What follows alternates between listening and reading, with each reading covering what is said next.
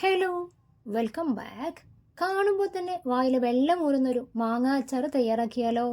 അച്ചാർ പൊടിയൊന്നും യൂസ് ചെയ്യാതെ ഇഞ്ചി വെളുത്തുള്ളിയൊന്നും വഴറ്റാതെയാണ് കേട്ടോ ഈ ഒരു അച്ചാർ തയ്യാറാക്കിയിട്ടുള്ളത്. അപ്പോൾ നമുക്ക് റെസിപ്പി നോക്കാം. വഴറ്റാതെ മാങ്ങയും പച്ചയായി തന്നെയാണ് കേട്ടോ ഈ ഒരു അച്ചാറിൽ യൂസ് ചെയ്യുന്നത്. ഒരു 10-12 നല്ല പച്ചമാങ്ങ കഴുകി നന്നായിട്ട് തുടച്ചെടുത്തിട്ടുണ്ട്. ഒട്ടും വെള്ളത്തിൻ്റെ നനവുണ്ടാവാൻ പാടില്ല. നമ്മുടെ കയ്യോ കത്തിയോ കട്ടിംഗ് ബോർഡോ മാങ്ങ ഇടുന്ന പാത്രം ഒന്നും ഒട്ടും നനവില്ലാതെ നന്നായിട്ട് തുടച്ചിട്ട് വേണം യൂസ് ചെയ്യാനായിട്ട്. ഇനി ഓരോ മാങ്ങയും ഇതുപോലെ ചെറുതായിട്ടൊന്ന് കട്ട് ചെയ്തെടുക്കാം.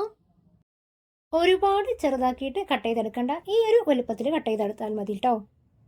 ഈ ഒരു അച്ചാറ് കഴിക്കുമ്പോൾ നമുക്ക് മാങ്ങ പച്ചക്ക് കടിക്കുന്ന ഒരു ഫീലാണ് കേട്ടോ ഉണ്ടാവുക. നല്ല ടേസ്റ്റാണ്.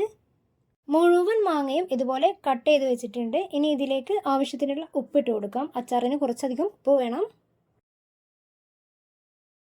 ഉപ്പിട്ട് കുറച്ചു നേരം വെച്ചതിന് ശേഷം ഇതിലേക്ക് 10 കാന്താരി മുളക് രണ്ടായി കീറിയത്, 50 ഗ്രാം ഇഞ്ചി നീളത്തിൽ അരിഞ്ഞത്, 1 ടേബിൾ സ്പൂൺ ഉലുവ വറുത്ത് പൊടിച്ചതും 1 ടേബിൾ സ്പൂൺ കടുക് വറുത്തതും ചേർത്ത് കൊടുക്കാം.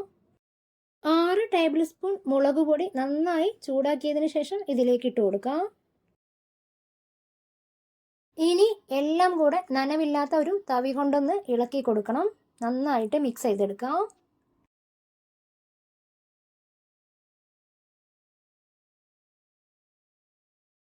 നന്നായിട്ട് മിക്സ് ചെയ്തതിന് ശേഷം മാങ്ങയുടെ മുകളിൽ നിൽക്കുന്നത് വരെ വിനാഗിരി അഥവാ സുർക്ക ഒഴിച്ചു കൊടുക്കാം. സുർക്കയും ഉപ്പും കുറവായാലും മാങ്ങ പെട്ടെന്ന് കേടുവരും.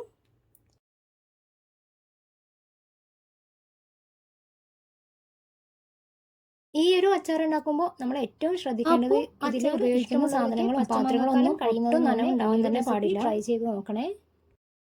ഇനി ഈ അച്ചാർ കുപ്പികളിലേക്ക് മാറ്റാം. വീഡിയോ ഇഷ്ടമായാൽ ലൈക്ക് ചെയ്യാനും ഷെയർ ചെയ്യാനും മറന്നു പോകരുതേ. പുതിയൊരു റെസിപ്പിയുമായി വീണ്ടും കാണുന്നത് വരേക്കും ബൈ.